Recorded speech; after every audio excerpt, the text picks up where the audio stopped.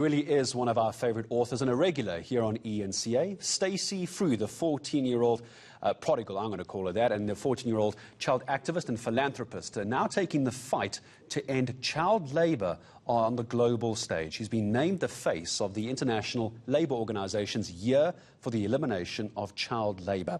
It's always a pleasure to welcome Stacey back onto eNCA. Stacey Fru, good morning to you. 14 years old, a number of books all the way from Smelly Cat and all the other books that you've written as well. I'm sure people know your story by now, but now you're taking on the world of child labour, and I don't think you could have anyone better suited, Stacey, than you to do it. Congratulations. Tell me about your involvement. Yes, thank you so much for having me on eNCA this morning. My involvement started out by giving a short ending segment at the International Labour Organization's conference because 2021 was named the year of eradication of child labour, specifically within the African continent.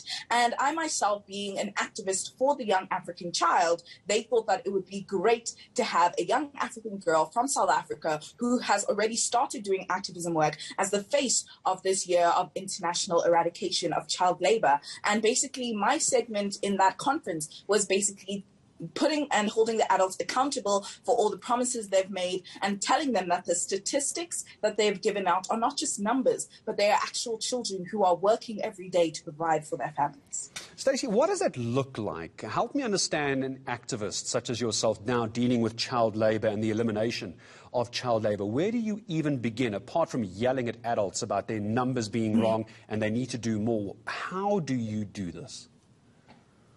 I think it all begins within the institutions, because you can seriously not do a lot as myself or with the little foundation that I am slowly growing here in South Africa. You need to speak to the bigger people who have to hold these institutions within their countries responsible. Within the conference, you had world leaders from the African Union and all around the world. This wasn't only an event focused specifically on Africa. We had people from Japan, Switzerland, Germany, Mexico, the United States of America. All these big institutions were participating. And it truly made me realize just how big of a problem child labor is within the world. Africa has the most concentrated region of child labor, with every 1 in 5 children having participated in these forms of labor. So with that being said, I want to work closer with African institutions to stop this problem and halt this problem. But first, we need to look at the communities and where it is sort of stemming from. Is there a focus area in Africa that you're looking at? Obviously, there are wide reports of child labour in Central Africa. We've known about those stories for a couple of years now. You can't take on all of child labour all at the same time. So where's your starting point? Yeah. My starting point would obviously either be in Southern Africa, since that is where I'm based and since where most of my activism work is taking place, and because the next International Labour Organization conference is going to be held in South Africa in 2022. So obviously, if we manage to get the whole COVID situation under control, we would be able to hold the conference physically, meaning meeting all these leaders physically and seeing how we can create changes starting within Southern Africa. If that is not able to take place, then West and Central Africa is definitely a place where I would like to focus on first, because that is where there are the most civil wars within Africa, which pushes poverty and child labour.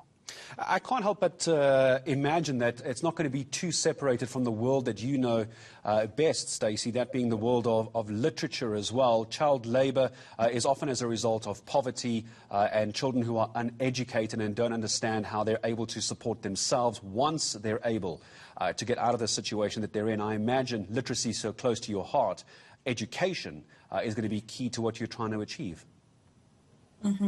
So I ended off my speech by saying that safety and security is the key to unlock literacy. And I solely believe that children cannot learn or grow in an environment where they do not feel safe and secure. So definitely I'm going to be bringing along my literature values along with me as I continue my activism with child labour and safety and security within these communities. You are adulting more than any adults that I know. Incredible work. Congratulations on all the books, Stacey Fru, and now also the face of the 2021 Regional International Year for the Elimination of Child Labour. And if Stacey Fru is involved, I can guarantee you it's going to make the world of difference as well.